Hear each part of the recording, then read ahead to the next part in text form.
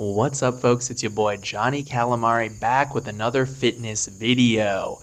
We're on the farm. It's a little bit doomy and gloomy today, but that's okay. So I thought it would be interesting to talk about progression between sessions when you are training.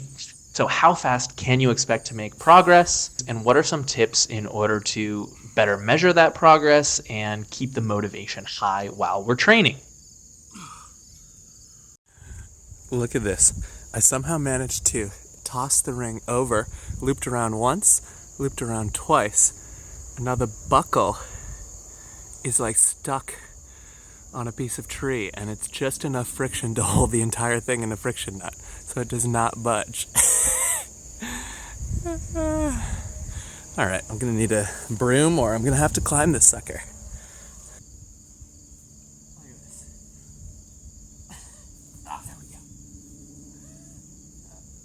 So of course the short answer is that I do not know. For you specifically, it's very hard to say how fast you personally will respond to any given training program that you're doing and what type of gains you'll make session to session. It's going to depend a lot more on you and how you live your life and how you respond to training, probably much more even than the specifics of the exact training plan you decide to follow.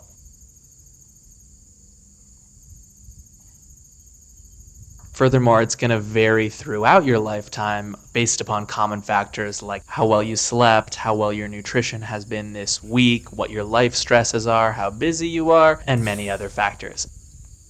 And of course, as we know, fitness has to be built on a foundation of good health. If your body is constantly battling off infections and repairing damage that you're doing to it, or just struggling with any sort of problems, preventable or not, it stands to reason that it's going to have less resources to divert to growing muscle and improving your VO2 max and improving your sports performance, right?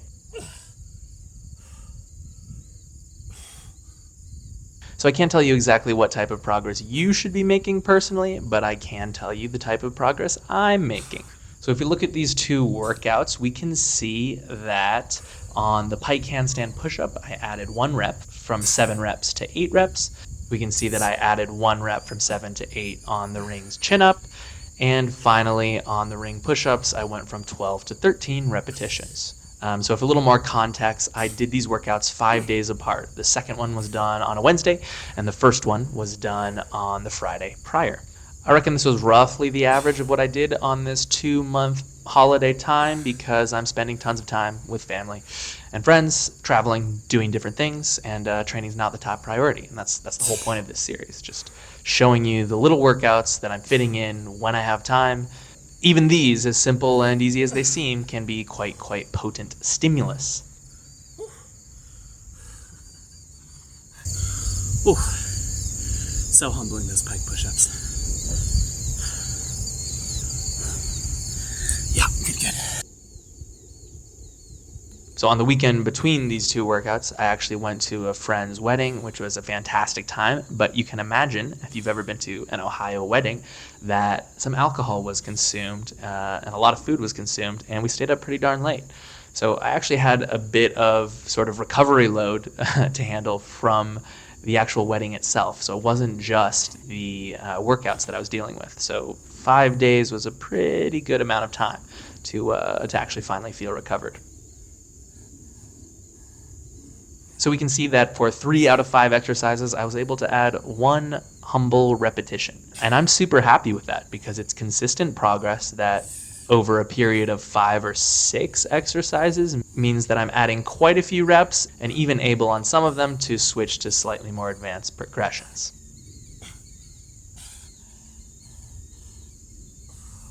In contrasting with the normal training I do at home, usually I'm using weights on that, so the measurements are a little bit more exact, and I do find I'm usually able to progress on almost every exercise, almost every session. So this is a little bit worse, but still something I'm very happy with.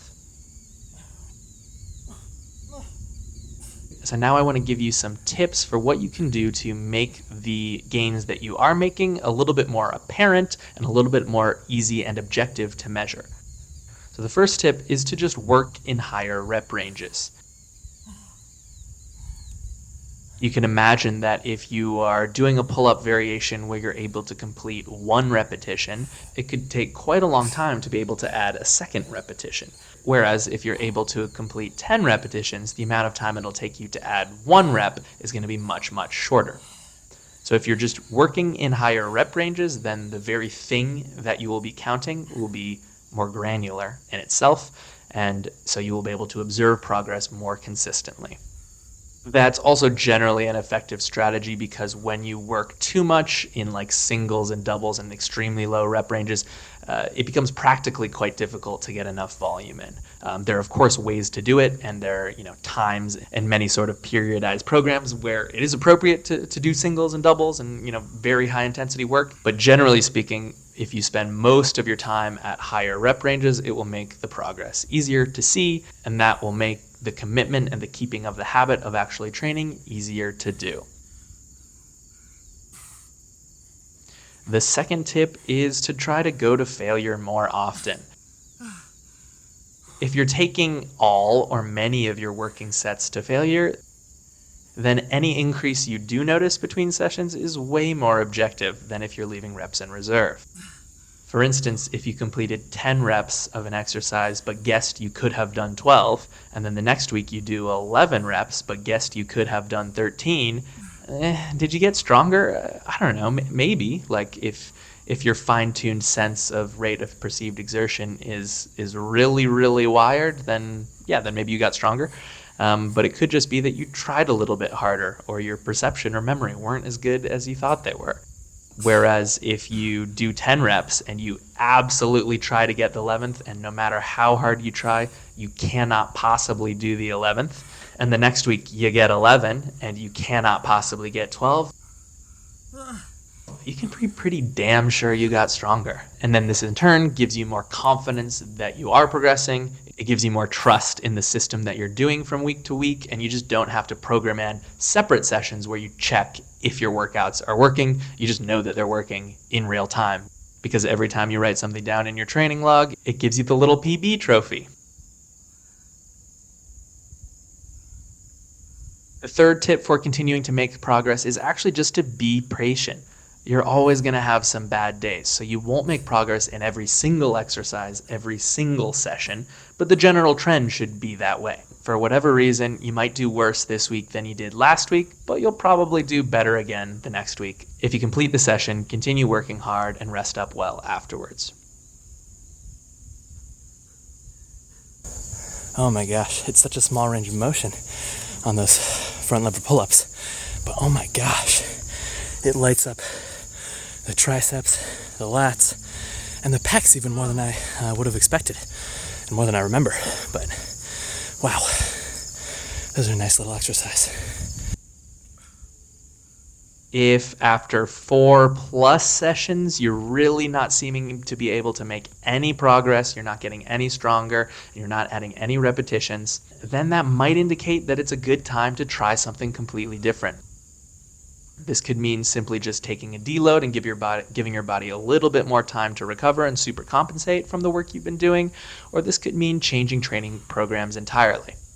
Maybe your body would respond to more volume, maybe it would respond to less volume.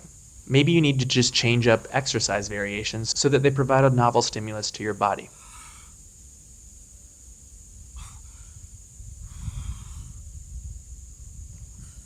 All right, folks, that's all I have for today. Thank you so much for watching. I appreciate all your time, and we'll see you in the next one. Bye-bye.